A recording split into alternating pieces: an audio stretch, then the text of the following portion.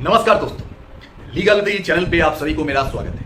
आज का जो टॉपिक है, इस टॉपिक और इस ग्राउंड्स पर बहुत सारे 498A आईपीसी का केस बना है।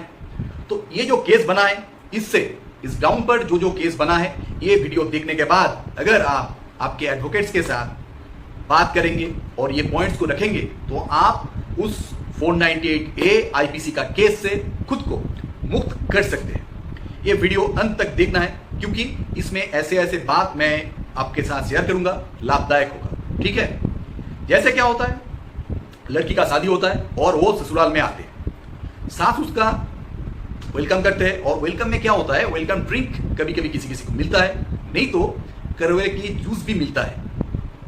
तो करेले के जूस जब मिलता है तो जो बहू जो होता है उसको खराब लगता है। करेले का जूस कैसा होता है, जैसे कि सास का विरासत है, मतलब सास ने बड़ी आशा से, बड़ी मेहनत से एक घर बनाया है, संसार को संभाला है, बेटा को लायक बनाया है कि शादी दे सके।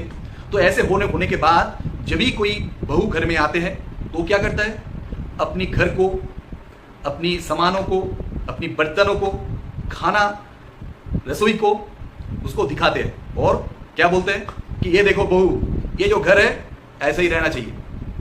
मैं परफेक्शन में विश्वास करता हूं, सब काम परफेक्ट होना चाहिए। लेकिन बीवी तो जो होता है, बहू, उसका तो घरेलू जो काम होता है उतना वो परफेक्ट नहीं है क्योंकि नया नया शादी हुआ है। और क्या करता है, जो टीचर होता है, सास सख्ती से मतलब पेश आता है, मतलब मार पिटाई वाला नहीं, मुंह से। कभी कभी होता है कि क्या हुआ, काम सीख के नहीं आए हो, ठीक तरह से करो, खाना अच्छा नहीं हुआ, नमक ज्यादा है, मीठा दे दिया क्यों, ऐसे होता है, तीखा ज्यादा है, बहू क्या किया, हल्दी नहीं दिया, तो ऐसे होता है। बर्तन कैसे हुआ, बर्तन का कोई साफ नहीं हुआ, देखो यहाँ पर काला है, तो ऐसे घर का देखो धूल साफ नहीं हुआ, कैसे तुम झाड़ू मारती हो। तो ऐसे बहुत सारे ताने सास से आते हैं, कभी कभी ननद से भी आते हैं, कभी कभी पति से भी आते हैं। तो ऐसे जब सिचुएशन में जो पत्नी होता है, मतलब जो बहू होता है नई नवी, उसको इज्जत में लगता है, हार्ट होता है कि देखो ये तो वेलकम ड्रिंक में कोई माजा या थम्सअप नहीं मिला, हमें थम्सअप मिलना चाहिए, थम्सअप नहीं मिला, हमें तो करेले का जूस मिला।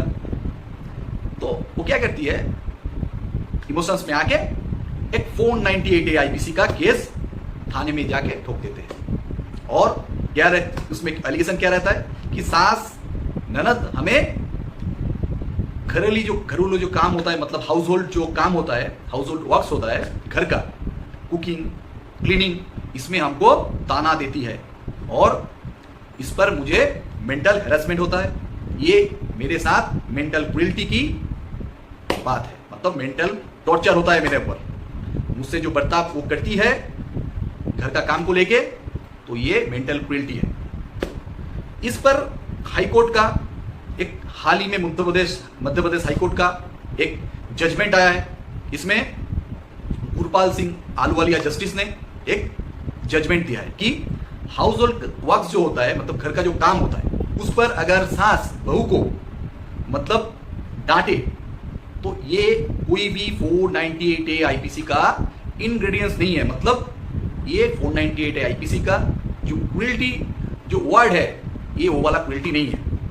दूसरा कोई क्रुएल्टी हो सकता है कि हम डिवोर्स मांगते हैं, इस फैमिली में नहीं रहेंगे, इसके साथ हम एडजस्ट नहीं कर सकते, लेकिन ये 498A आईपीसी का इंग्रेडिएंट्स नहीं है। इसके साथ साथ मुंबई हाई कोर्ट या आंध्र प्रदेश हाई कोर्ट का भी बहुत सारे जजमेंट है।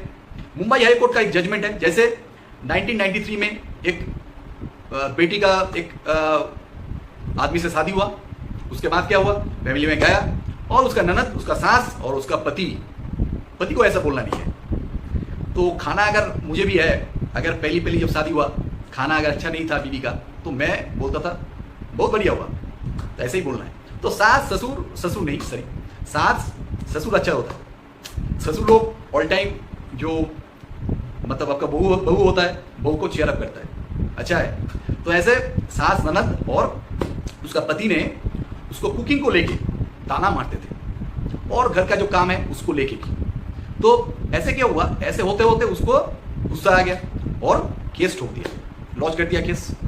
तो केस लॉन्च करते ही 498A केस स्टार्ट हो गया, सबने बेल ले लिया। मम्मी का जो बाड़ी आया, मतलब सास का जो बाड़ी आया, वो एफआईआर क्वेश्चनिंग एप्लीकेशन किया हाई कोर्ट में। तो हाई कोर्ट देखा तो और देख के बोला कि ये जो मेयर टोंटिंग है, मतलब ये जो ताना होता है, ताना मारना, डांटना, खाना को लेके या खाना जो पकाते हैं उसका टेस्ट को लेके या घर का काम को लेके, ये कोई भी 498 आईपीसी का ग्राउंड्स नहीं है।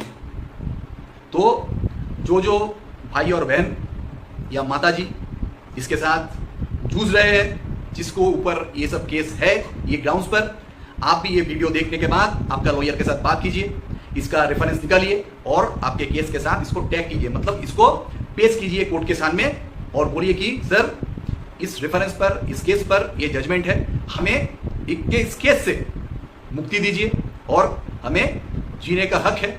इस जो दलदल है 498 आईपीसी का, इससे हम रिहा चाहते हैं। आज के लिए इतना ही। अगर आपको लगता है कि ये वीडियो शेयर करने लायक है, दूसरे ऐसे बहुत सारे विक्टिम फैमिली है, बहुत सारे विक्टिम माताजी है, पिताजी है, इन लोगों के साथ अगर शेयर करेंगे तो उसको सुविधा होगा, हेल्प होगा। आज के लिए धन्यवाद, फिर मिलते हैं।